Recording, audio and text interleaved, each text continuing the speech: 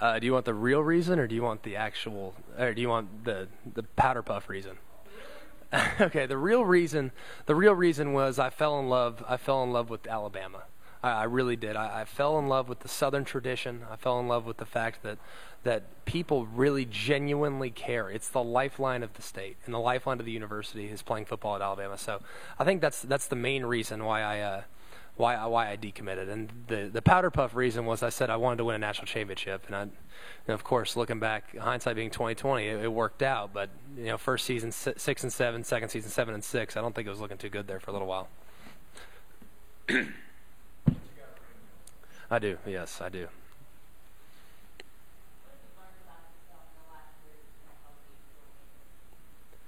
Well, I think I've learned to deal with the adversities and not wear my emotions on my shoulder. I think really over the past 12 months, I think last year as I was going into the season, I had so many insecurities. I just wasn't sure how it was all going to pan out. I wasn't sure what to expect the first time I took the field as a starting quarterback. But this year I've done it. I've seen it. I've played in the big game. I've played against solid top 10 teams. I've played in raucous atmospheres. But it's just I've learned so much about myself, and I've grown so much as a person. I think not only is it in a maturity sense, but also just in an emotional sense. I just feel so much more comfortable with who I am, and I feel so much more comfortable being the leader that I am and being a vocal, hopefully, inspiration to the team. I do. I can tell you every snap. Do you want me to start from the top? All right.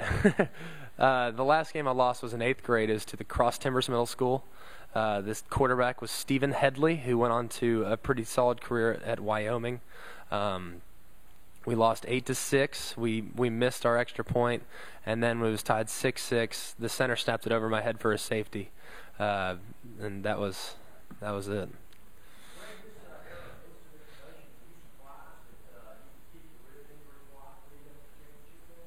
Actually, no, because up until about a week before the championship game, we weren't sure that they were broken. We had done two X-rays, and nothing was getting better. They were giving me pain, not painkillers. They were giving me muscle relaxers because they felt that it was the muscles surrounding the ribs that were spasming and causing the pain. But I said, hey, this is just not right. This just does not feel right. It's been 3.5 weeks, and it's still killing me, just like the moment it happened. So we went and got a bone scan. And the bone scan revealed 2 broken ribs in the 9th and 10th rib on my left side. So, I didn't tell anybody. The only people I told were my girlfriend and my parents, and then obviously the training staff and the coaching staff knew. But really, I'm a little bit surprised it didn't get out, honestly. But I'm awfully glad it didn't at the same time.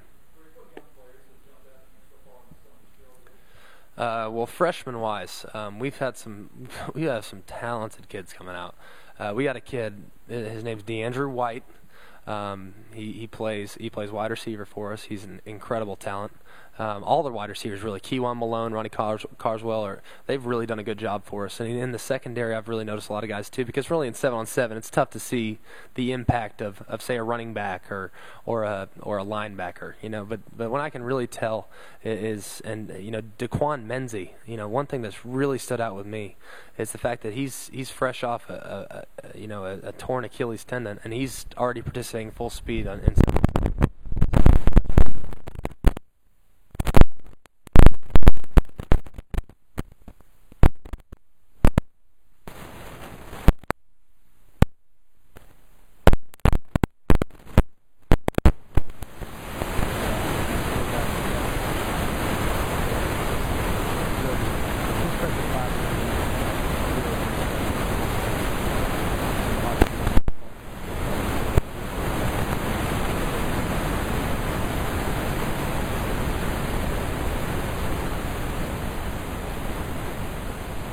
he's just so talented. He's so strong. I don't think he's even in a rough he's had a lot of struggle.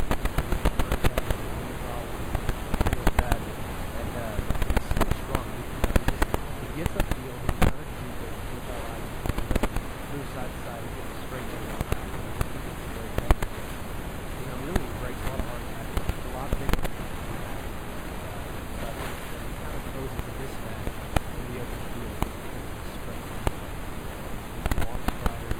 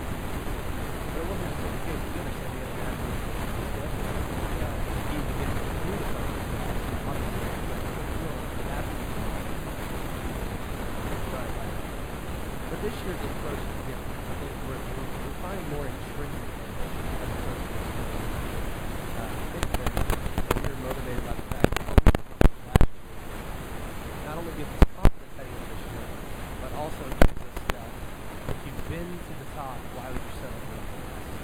Which is, I know that you say you heard a lot of cliches, but that's really more like describe it. We're really gunning for the best situation possible because